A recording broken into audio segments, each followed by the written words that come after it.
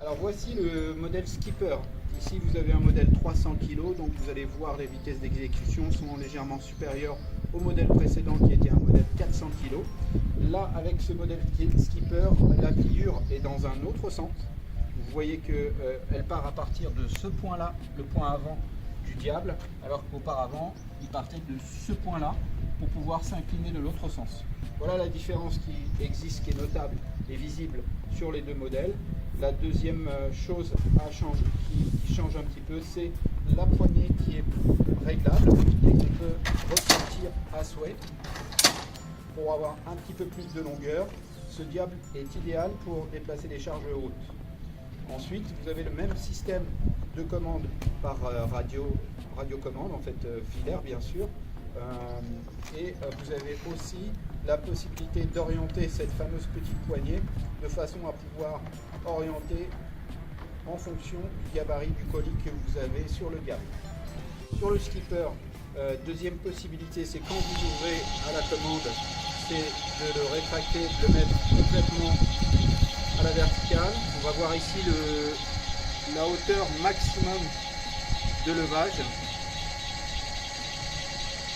qui est celle-ci. Ensuite, vous avez la possibilité de régler l'inclinaison en fonction du besoin.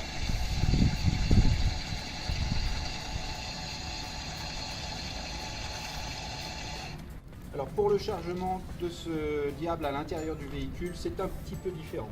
On va fonctionner de la manière suivante, c'est-à-dire que je vais faire fonctionner l'appareil en motorisation roue avant. Je vais l'approcher de mon véhicule et je peux orienter à souhait grâce au joystick. Je vais le poser comme ceci et ensuite je vais exercer l'effort de prendre appui à l'intérieur du véhicule comme ceci.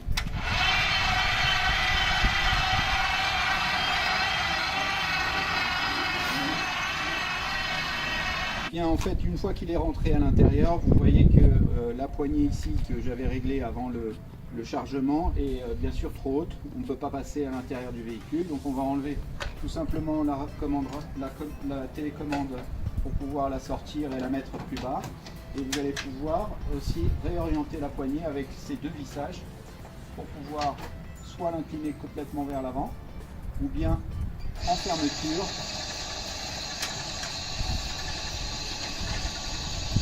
Vous la basculez vers l'avant.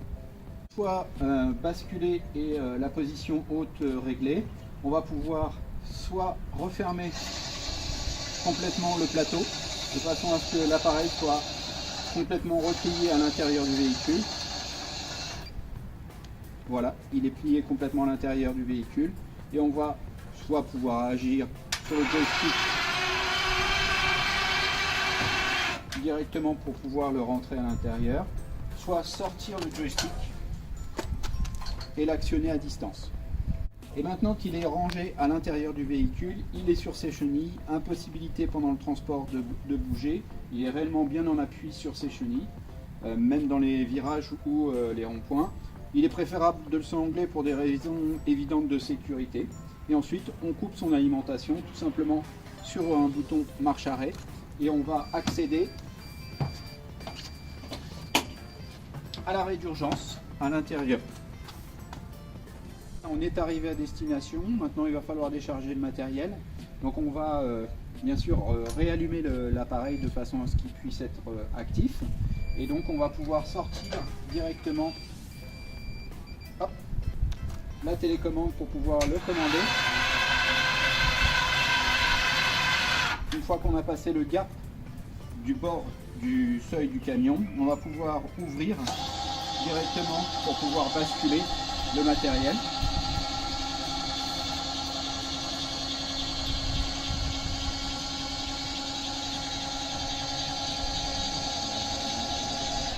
Une fois qu'on a basculé, on peut éventuellement directement prendre à cette poignée-ci.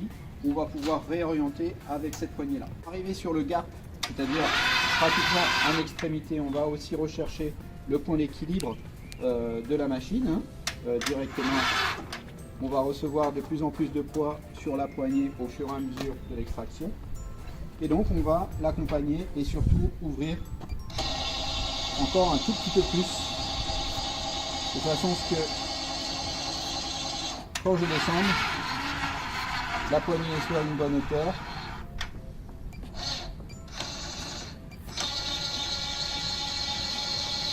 Et que je puisse être rapidement en appui au sol.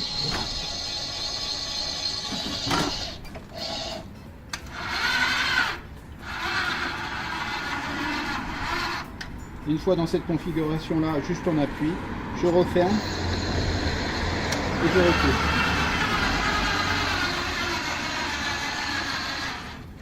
Alors voilà, je pense que vous avez tout vu, le mode de chargement du Domino d'un premier temps et du Skipper. Maintenant, il ne reste plus qu'à vous souhaiter une bonne utilisation de ces deux diables à chenilles. 300 ou 400 kg, rappelez-vous. Et la différence entre les deux, on l'a vu au début de cette vidéo. Voilà, il ne me reste plus qu'à charger, partir en livraison.